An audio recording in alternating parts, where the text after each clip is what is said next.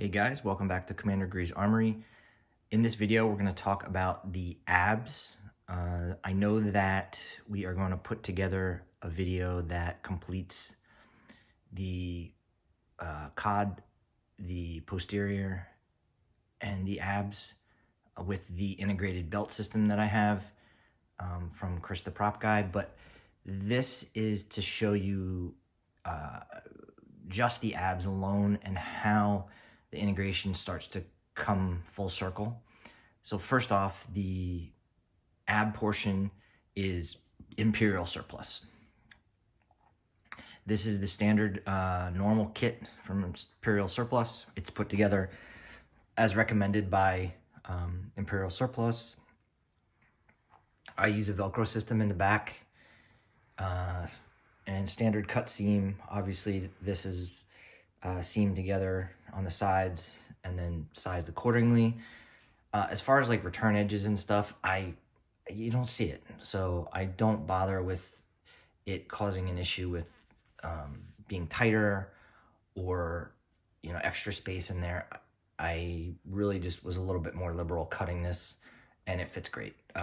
Obviously, the Velcro helps make it a little bit adjustable, and then if that seam does get inevitably wider with the Velcro, which sometimes it does, it's forgiving that way, so that's good. And obviously that is hidden by the kidney plate. But the detail on this now, so this is paint wise, it's the same paint scheme that I use, obviously less sponge paint, but I do coat it with one coat, and then I do kind of rattle can spray hits with this. When it's put on, I put it on with the Velcro in the front, and I rotate the whole thing. That always worked good for me. The first connection I make to the abs is the cod piece goes right here. So that lines up with another piece on the cod piece. That's my first touch, essentially. As I'll show you in the next few videos, the butt plate will already have the suspenders on. So that's just kind of ready behind me. Once the front's connected, that's where I will use the snap butts. So here's the detail portion of the belt, right? So I'm gonna take this off. I used more magnets here. I use more magnets here. These magnets are the N52. And this one has the bevel inset where I've bolted it on, right? So I like to have this here because this is where it's going to start to integrate with the belt. That seam that I have in my belt, this covers it, right? Obviously the belt box. So once all that ab portion is put on the cod piece and the butt, this is the portion where the belt has a little recession and the rails are starting to meet. It's where the snap butt locks in, and the belt is the belt box is the finishing piece here where it just snaps right on, right? And then this is where the rails will line up, and your seam is gone.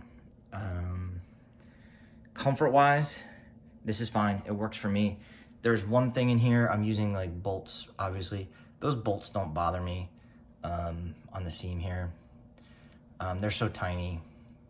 I could round them out. I could also put like a rounded bolt, which I probably will as like an upgrade, but they haven't bothered me yet.